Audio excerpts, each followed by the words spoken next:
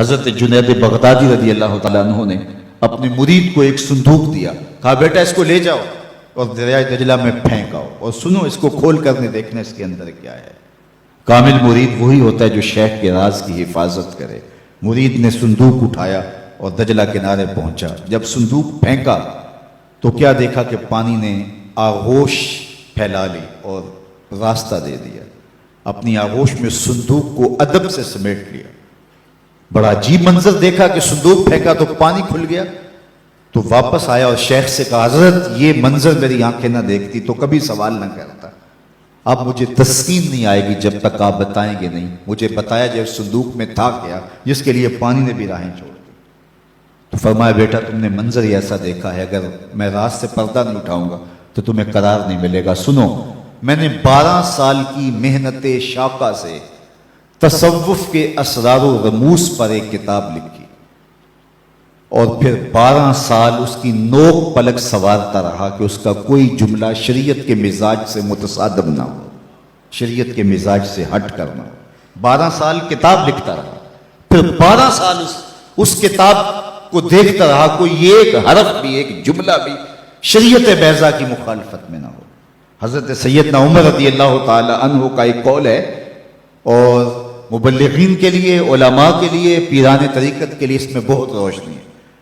آپ فرمائے یہ نہ دیکھو کہ تمہاری وجہ سے کتنے لوگ ہدایت پہ آئے، یہ دیکھو تمہاری وجہ سے کوئی گمراہ تو نہیں ہوا۔ ڈاکٹر یہ نہ دیکھے کہ اتنے لوگ میرے ہاسپٹل سے شفا پا کے گئے ہیں، یہ دیکھے کہ میری غلط دعائی سے کوئی مریض مر تو نہیں گیا۔ تو کہا میں نے 12 سال محنت کی ہے کہ اس کتاب کی نوک پلک سوارتا رہا، کوئی جملہ شریعت کے مزاج سے ہٹ کرنا ہو۔ 24 سال بیت گئے۔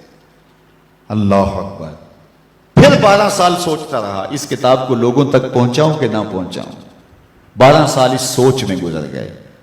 آج 36 سال گزرنے کے بعد میں نے فیصلہ کیا کتاب اللہ قرآن مجید کے ہوتے ہوئے لوگوں کو جنید کی کسی کتاب کی ضرورت نہیں ہے، اور یہ جو تم صندوق میں پھینک کے آئے ہو یہ میری 36 سال کی کمائی تھی۔ تو کتاب سے وابستگی اختیار کرنا، کتاب اللہ کے ساتھ تمسک اختیار کرنا، یہ تصوف کا وہ ضابطہ ہے جو صوفی کو حقیقی صوفی بناتا ہے۔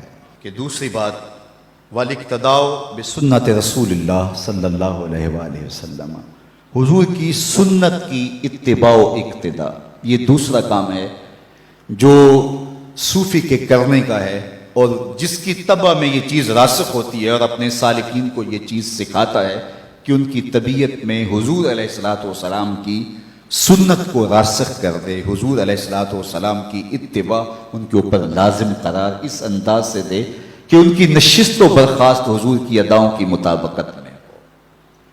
خلاف پیمبر کسے را گزیر، ہرگز نہ خواہد بمنزل رسید۔ سادی بولتے ہیں کہ کبھی سوچے بھی نہ کوئی کہ حضور کے راستے سے ہٹ کے منزل نصیب ہو جائے اس کو، بلکہ آگے کہا مپندار سادی کے راہ صفا، تواں رفت جز بر پے مصطفیٰ۔ سادی سوچنا بھی نہ، کبھی گمان بھی نہ کرنا کہ حضور کے راستے سے ہٹ کر کسی راستے پہ چلے اور تجھے منزل نصیب ہو جائے۔ منزل تو رسول اللہ کے قدموں تلے۔